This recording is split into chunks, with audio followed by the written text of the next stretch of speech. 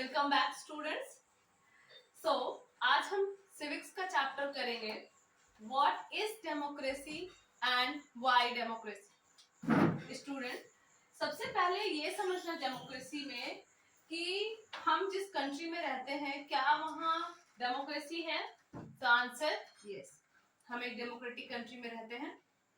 अब दूसरा टर्म ये है कि डेमोक्रेटिक कंट्री में तो हम रहते हैं, लेकिन डेमोक्रेसी का मतलब क्या है। ओके तो देखिए, डेमोक्रेसी एक काइंड ऑफ गवर्नमेंट है। अगर कभी कोई पूछे कि व्हाट इज डेमोक्रेसी, तो आप बताएंगे कि it's a kind of government. What is democracy? It's a kind of government. Okay, अब किस तरीके की गवर्नमेंट है? तो the government which is elected by people, जिसको हमने इलेक्ट किया। हमने मीन्स हर कोई नहीं। गवर्नमेंट कौन इलेक्ट कर सकता है? The people above 18 years. Okay, government को इलेक्ट करने का राइट्स किसको है? द पीपल अबव 18 ईयर्स, जो 18 ईयर्स के अबव होते, 18 years and plus 18 years. And the process जिसके थ्रू हम अपनी गवर्नमेंट को चूज करते हैं, इलेक्ट करते हैं, वो है यूनिवर्सल एडल्ट फ्रेंचाइज, वोटिंग जिसे बोलेंगे। वोटिंग राइट हमें कब मिलता है? 18 ईयर्स में। एंड जिसके थ्रू हम अपनी गवर्नमेंट को सेलेक्ट करते हैं वो है यूनिवर्सल एडल्ट फ्रेंचाइज। क्यों universal? Because all the adult, जितने भी पर्सन 18 ईयर्स या 18 ईयर्स प्लस क्रॉस कर चुके हैं, हर किसी को वोट डालने का राइट होता है। और जिसको भी वो अप्रिशिएट करते हैं, दोस्त हु आर पॉपुलर, अपनी कम्युनिटी में सबसे ज्यादा पॉपुलर होते हैं, उनको वोट देने का उन्हें अधिकार होता है। तो हमारे इंडिया में वोटिंग राइट कितना है? 18 ईयर्स। ये हमें कब मिला? ये हमें 18 ईयर्स, इससे पहले 21 ईयर्स की हमारी एज थी।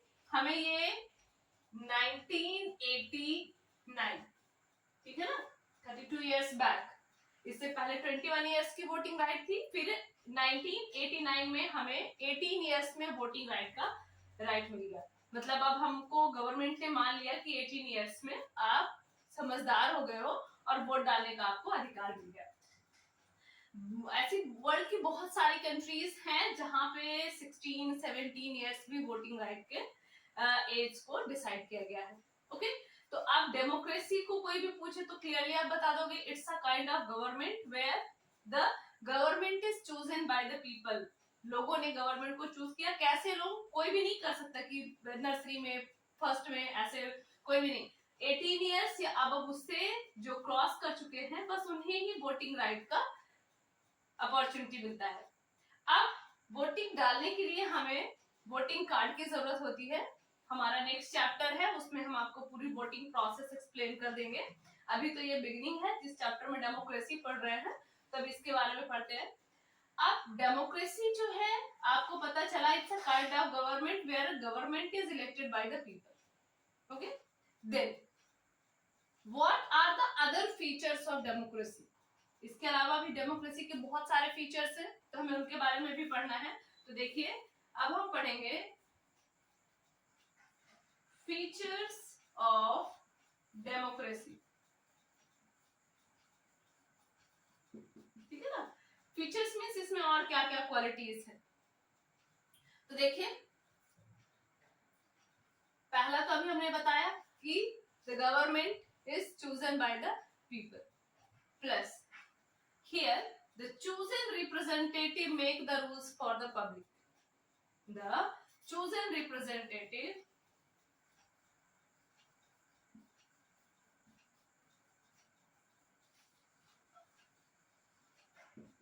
rule over the public. मतलब ऐसा नहीं कि हमने सिलेक्ट किसी और को किया और रूल कोई और भी करे। जैसे आप देखिए, आपकी बुक में पाकिस्तान का एग्जांपल दिया हुआ है, the elected government should rule by the people में, कि बिफोर जो गवर्निंग सिस्टम है डेमोक्रेसी का, तो वहां पे फ्लक्चुएट होता रहा। कभी डेमोक्रेसी रही, कभी वहां पे डिक्टेटरशिप आई। जैसे एग्जांपल ले लेते हैं 2005, general Parvez Musharraf. So he was a dictator. Dictator means क्या होता है? The person being a army head rule over the country. जैसे रिसेंटली डिक्टेटर की अगर आप बात करें तो नॉर्थ कोरिया में जो किम जोंग है, ही इज अ डिक्टेटर. उसको हर कोई पढ़ सकते हैं, जान सकते हैं, बिकॉज अगर हमने सद्दाम हुसैन का एग्जांपल दिया तो वो थोड़ा पुराना है और उसे शायद लोगों ने सुना भी कम हो. लेकिन अगर अभी आप किम जोंग के बारे में पढ़ेंगे तो आपको इजीली पता चल जाएगा कि एक्चुअल डिक्टेटरशिप होता कहाँ है, जहाँ पे किसी को बोलने का अधिकार ना हो. बहुत सारी चीजें हैं जो पीपल के अगेंस्ट होती है. तो हमारी कंट्री में क्या होता है, हमने जिनको वोट दिया वही हम पे रूल करेंगे. ऐसा नहीं कि कोई भी रूल करने लगेगा. एंड दूसरा यहाँ पे है one vote one value. One vote one value. Clear? Means अगर एक पर्सन है उसकी वोटिंग वैल्यू वन ही होगी. जैसे प्राइम मिनिस्टर है, उनकी भी वोटिंग वैल्यू वन है, और कोई भी वर्कर, कोई भी लेबर, उसकी भी वोटिंग वैल्यू वन ही होगी. जबकि अगर हम बात करें फिजी, फिजी एक कंट्री है, वहां पे एक्चुअल जो फिजी है उनकी वोटिंग वैल्यू मोर देन होगी, और जो माइग्रेटेड है उनकी वोटिंग वैल्यू लेस देन होती है. तो इस तरीके से वन वोट वन वैल्यू होने से हमारी कंट्री में हर पीपल की इक्वल डिग्निटी है. चाहे वो छोटा बच्चा हो, बड़ा हो, प्राइम मिनिस्टर हो या कोई नॉर्मल पर्सन हो, हर किसी की इक्वल स्टेटस है. कोई भी special reservation VIP line voting day पे नहीं होती है. तो हर किसी को इक्वल अपॉर्चुनिटी मिलती है. One vote one value. Clear ना?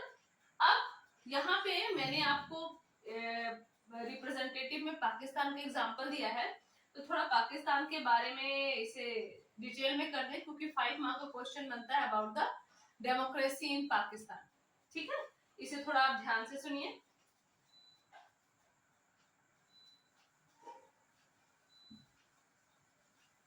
एक्चुअली पाकिस्तान एक ऐसी कंट्री है जिसको कोई भी भूल नहीं सकता. वो हमारे नेबरिंग कंट्री के साथ साथ हमारे उसके रिवॉर्ड्स काफी ज्यादा है, तो हर किसी को अच्छे से पता होगा. तो इसके लिए हम थोड़ा सा डीप में चलते हैं.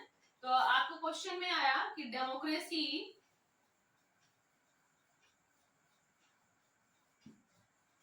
इन पाकिस्तान.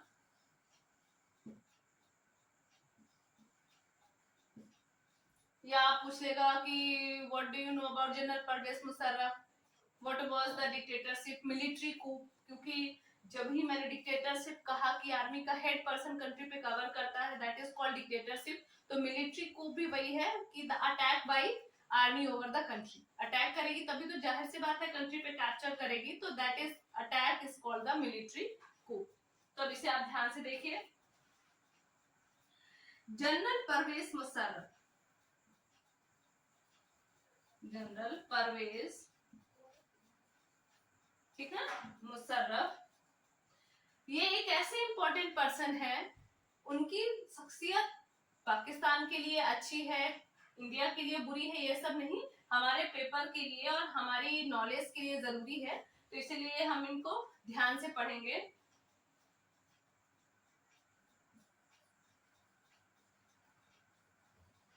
ये जो है जनरल परवेज मुशर्रफ,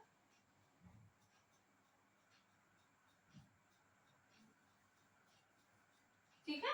देखिए, yes student, so general Parvez Musharraf, he led the military coup in Pakistan in 1999. Means अगर आपसे कोई पूछे कि कब जनरल परवेज मुशर्रफ ने मिलिट्री कूप इंट्रोड्यूस किया पाकिस्तान में, तो आप बताओगे 1999. ओके. अब एक्चुअली मिलिट्री कूप है क्या? मिलिट्री कूप है अटैक बाय आर्मी. ये क्या है मिलिट्री कूप?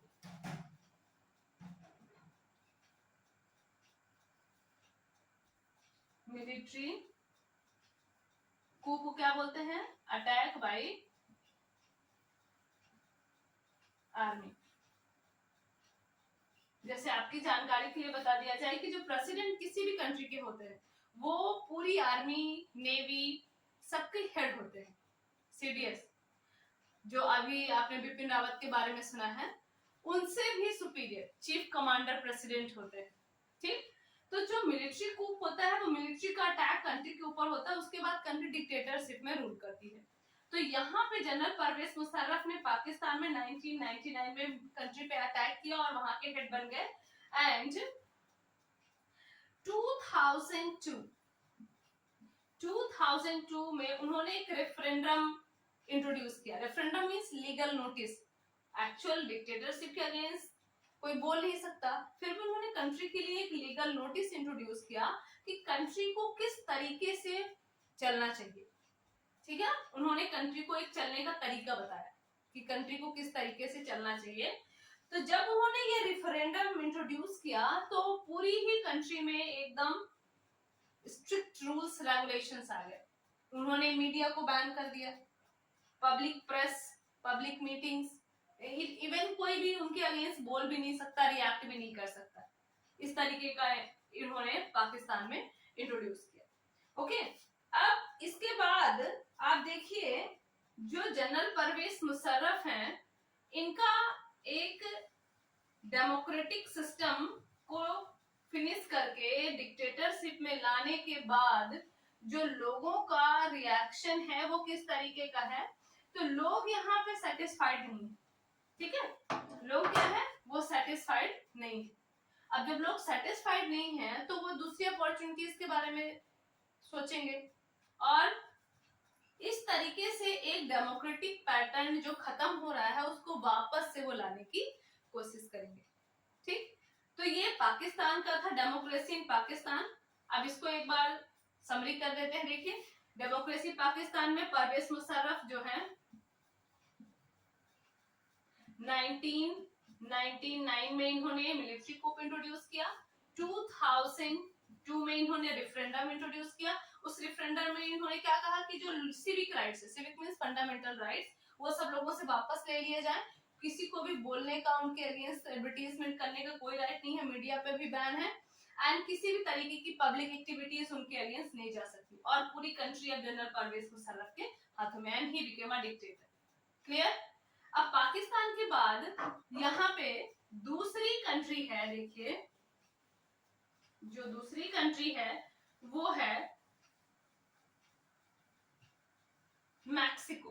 ठीक है, देखिए पाकिस्तान के बाद दूसरी कंट्री है मैक्सिको।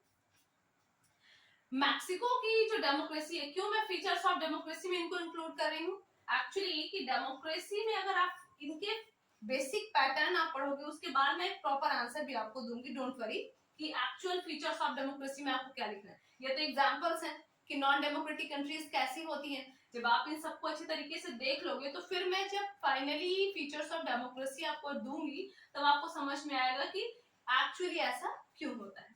तो देखिए, मैक्सिको एक कंट्री है जहां पे इलेक्शंस का टाइमिंग कितना है, 6 इयर्स। जनरली आपने अपनी कंट्री के बारे में सुना है इलेक्शंस कितने इयर्स में होते हैं, 5 इयर्स में।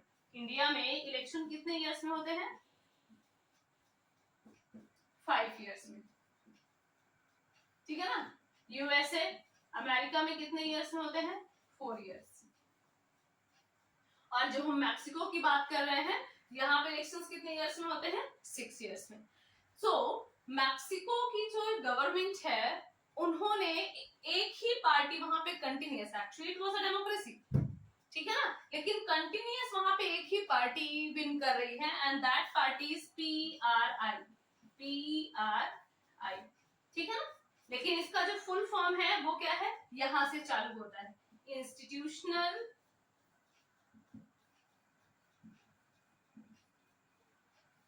रिवोल्यूशनरी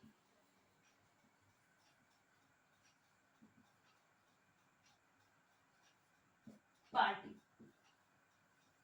ठीक है ना? 1 मार्क का क्वेश्चन तो ऑलरेडी यही बन जाता है कि what is the full form of PRI। तो P से स्टार्ट करेंगे तो सब गड़बड़ हो जाएगा, हमें कहां से स्टार्ट करना, I से, इंस्टीट्यूशनल रिवोल्यूशनरी पार्टी। ये कहां की पार्टी है, मैक्सिको की। ठीक है, कितने इयर्स में यहाँ पे इलेक्शंस होते हैं, 6 इयर्स में। अब यहाँ पे एक्चुअली है क्या, इसके बारे में ध्यान से सुनिए। मैक्सिको एक ऐसी कंट्री है जहां पे इंडिपेंडेंस जब इससे मिली उसके बाद से कंटिन्यूअस PRI ही विन करती है। इसका मतलब ये नहीं कि ये बहुत अच्छे हैं, सारी चीजें अच्छे से फॉलो करते हैं, डेमोक्रेटिक पैटर्न, ऐसा बिल्कुल भी कुछ भी नहीं है। रियलिटी क्या है कि यहाँ पे हर किसी को प्रेशराइज किया जाता है कि आप सिर्फ हमारी ही पार्टी को वोट कीजिए। इवन जो टीचर्स है, ठीक है ना, इनको स्कूल में पढ़ाने से ज्यादा इंपॉर्टेंट क्या है कि ये बच्चों को प्रेशराइज करें कि आप अपने मॉम डैड को बोलिए कि आप हमको ही वोट दीजिए। अगर आपने हमको वोट नहीं दिया तो हो सकता है हम आपको फेल भी कर दें, आपकी फीस भी बढ़ा दें। जिन्होंने वोट दिया उनको डिस्काउंट, जिन्होंने वोट नहीं दिया उनकी फीस बढ़ जाएगी। तो इस तरीके से इनको प्रेशराइज किया जाता था, टीचर्स की ड्यूटी रहती थी। मीडिया एंड सारी चीजें ऑलरेडी गवर्नमेंट के अगेंस्ट जा नहीं सकती हैं, ठीक है। तो आपको डिफरेंट डिफरेंट कंट्रीज के पैटर्न एग्जांपल बताने का मतलब यही है कि जिस कंट्री में आप रहते हो वो कितनी बेटर कंट्री है। अब देखिए यहाँ पे टीचर्स को प्रेशराइज करने के लिए कहा गया कि आप बच्चों को कहिए कि वो अपने पेरेंट्स को बोले उन्हें वोट दे। कंट्री में मीडिया कुछ बोल नहीं सकती है, न्यूज़पेपर कुछ पब्लिश नहीं कर सकते हैं और बोलेंगे कि हम डेमोक्रेसी, एक ऐसी डेमोक्रेसी जहां पे किसी को कोई फ्रीडम ही नहीं है, एक ही पार्टी कंटिन्यूअसली रूल करती चली आ रही है। सो ये मीडिया भी बैन है टीचर्स को, तो स्टूडेंट्स को परेशानी करना है कि अपने पेरेंट्स को मनाइए। मीडिया को कोई आजादी नहीं, न्यूज़पेपर ऑलरेडी बैन है, मतलब किसी भी तरीके की कोई भी फ्रीडम मैक्सिको में पीपल्स को नहीं दी गई। सो स्टूडेंट, ये इंट्रोडक्शन था। नेक्स्ट वीडियो में हम आपको जिम्बाब्वे और उसके बाद clear answers features of democracy का एक्सप्लेन करेंगे। तब तक आप एक बार बुक की रीडिंग करिए। जहां पे भी आपको थोड़ा सा भी डाउट लगे आप फ्रेंकली कमेंट सेक्शन में लिख सकते हैं, हम आपको सारी चीजें एक्सप्लेन करेंगे।